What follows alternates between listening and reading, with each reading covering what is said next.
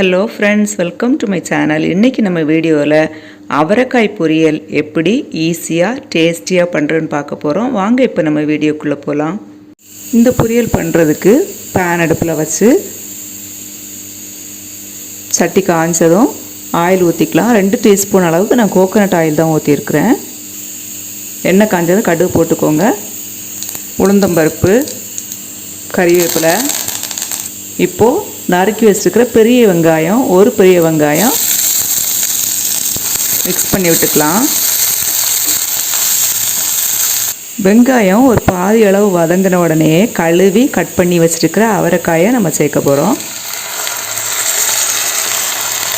கொஞ்சமாக மஞ்சள் தூள் சேர்த்துக்கலாம். ஒரு 1/4 டீஸ்பூன் அளவுக்கு மஞ்சள் தூள் சேர்த்துக்கலாம். இப்போ இதை மிக்ஸ் பண்ணி விட்டுக்கலாம்.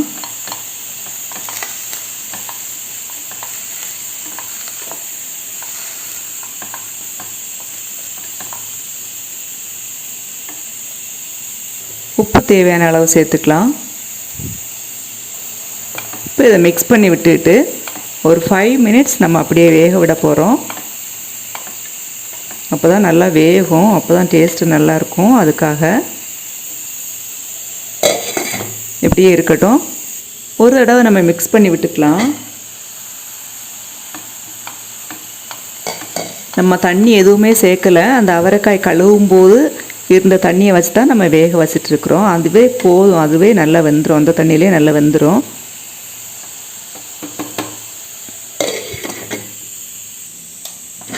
ஒரு பாதி அளவு வெந்த உடனே ஜீரகத்தூள் ஒரு 1/4 டீஸ்பூன், மிளகாய்த்தூள் ஒரு 1/2 டீஸ்பூன், நீங்கள் உங்கள் காரத்துக்கு ஏற்ப சேர்த்துக்கோங்க.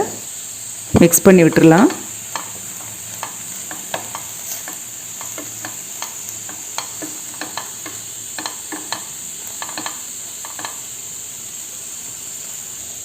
திரும்பவும் ஒரு 2 மினிட்ஸ் வேகட்டும்.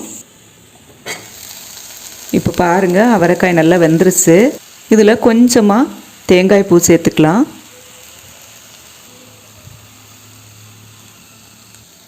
மிக்ஸ் பண்ணி விட்டுக்கலாம். அவ்வளோதாங்க, சூப்பரான அவரைக்காய் பொரியல் ரெடி ஆயிடுச்சு நமக்கு. இப்போது இதே மாதிரி நீங்களும் வீட்டில் ட்ரை பண்ணி பார்த்துக்கிட்டு எனக்கு சொல்லுங்கள். இது செய்கிறது ரொம்ப ஈஸி, ரொம்ப டேஸ்ட்டாக இருக்கும். அது மட்டும் இல்லாமல் ரச சாப்பாடு, தயிர் சாப்பாடு, பருப்பு சாப்பாடு, சாம்பார் சாப்பாடு எல்லாத்துக்கூடையும் இந்த அவரைக்காய் பொரியல் நல்ல சூட்டபுளாக இருக்கும். எல்லாருக்குமே ரொம்ப பிடிக்கும். ட்ரை பண்ணி பாருங்கள், கமெண்ட் பண்ணுங்கள். தேங்க்யூ ஃபார் வாட்சிங்.